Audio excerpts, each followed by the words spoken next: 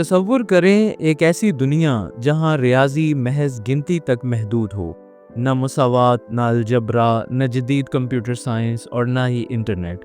क्या हम वाकई तरक्की कर सकते? आज की जदीद दुनिया की बुनियाद जिस इल्म पर रखी गई है, उसका बीज सदियों पहले मशरिक में बोया गया। ये है कहानी अलजबरा की और इसके अजीम मामार मोहम्मद बिन मूसा अल ख्वारिज़मी की।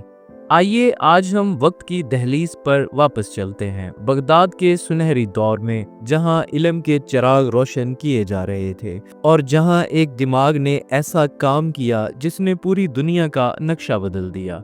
8वीं सदी का बगदाद, खलीफा मामूनुर रशीद का दौर, ये शहर सिर्फ सियासी मरकज़ ही नहीं था बल्कि इल्मो हिकमत का गहवारा बन चुका था। जहाँ बैतुल हिकमत यानी हाउस ऑफ विजडम कायम किया गया, जो कदीम दुनिया की सबसे बड़ी लाइब्रेरियों में से एक थी। यहाँ यूनानी, फारसी, हिंदी और रूमी अलूम का तर्जुमा हो रहा था। फ़लसफ़ा, तिब, फल्कियात, रियाजी, हर शोबे के जवाहरात को यकजा किया जा रहा था। यही वो माहौल था जिसमें अल ख्वारिज़मी ने जन्म लिया और परवान चढ़ा। अल ख्वारिज़मी का पूरा नाम था मोहम्मद बिन मूसा अल ख्वारिज़मी।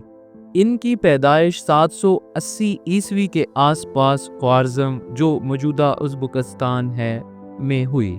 बाद अज़ां वो बगदाद आ गए, जहां उन्होंने बैतुल हिकमत में इल्मी खिदमात अंजाम दी।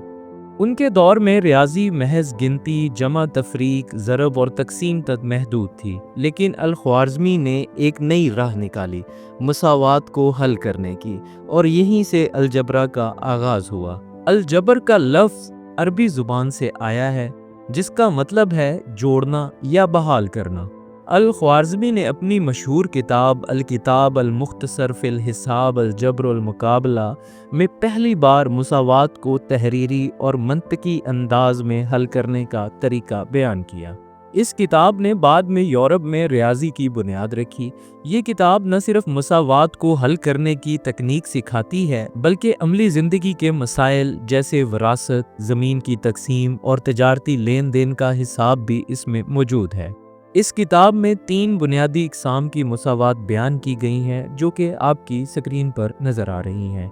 अल ख्वारिज़मी ने इन मुसावात को सिर्फ अल्फाज में लिखा, क्योंकि उस वक़्त रियाजियाती इलामतें यानी सिंबल्स ईजाद नहीं हुई थीं। फिर भी उन्होंने इन मसाइल को मरहलावार हल किया, जो बाद में जदीद अलजबरा की बुनियाद बने।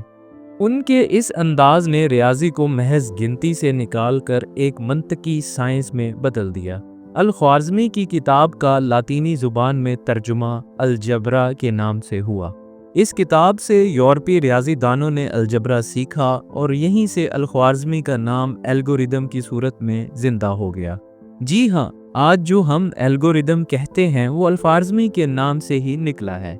ये जदीद कंप्यूटर साइंस, मशीन लर्निंग और डिजिटल दुनिया की बुनियाद है। कम ही लोग जानते हैं कि अल ख्वारिज़मी न सिर्फ रियाजी दान बल्कि नक्शा साज, फल्कियात दान और माहिर हिसाब भी थे।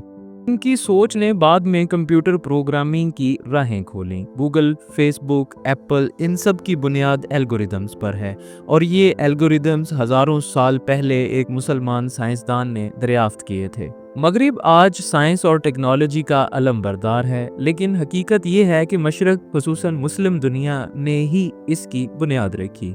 अल ख्वारिज़मी जैसे लोग भूले जा चुके हैं, जिन्होंने हमें ये विरसा दिया था। बगदाद, कायरा, करतबा, नेशापुर, इन शहरों में इल्म का चिराग जलता था, और इन्हीं चिरागों की रोशनी से यूरोप ने निशाते सानिया की राहें अपनाई। यूरोप में अल ख्वारिज़मी को एल्गोरिज़म या एल्गोरिज़मी के नाम से जाना गया। इनकी किताबें करूने वस्ता की यूनिवर्सिटियों का हिस्सा बनी, जैसे फिबोनाची ने इनके काम से बराह रास्त इस्तेफादा किया। इस्लाम ने इल्म हासिल करने को फ़र्ज करार दिया। इक़रा यानी पढ़ कुरान का पहला हुक्म है। यही वजह थी कि इब्तदाई मुस्लिम खुलफा ने इल्म व तहकीक को फ़रोग़ दिया। तो ख्वारिज़मी इस मिशन का हिस्सा थे। इनकी ज़िंदगी हमें बताती है कि इल्म की कोई सरहद नहीं और असल अज़मत खिदमत में है। अल ख्वारिज़मी की कहानी हमें ये सिखाती है कि इल्म की ताकत किसी भी कौम को दुनिया की क़यादत दे सकती है। تحقیق، استقامت، علم، دوستی ہمیشہ زندہ رہتی ہے، اور سب سے بڑھ کر کہ مشرق کا ماضی اگر روشن تھا تو مستقبل بھی روشن ہو سکتا تھا اگر ہم علم سے رشتہ جوڑ لیں۔ آج ہم الجبرا پڑھتے ہیں، کمپیوٹر چلاتے ہیں، الگوریدمز استعمال کرتے ہیں، لیکن کیا ہم جانتے ہیں کہ اس علم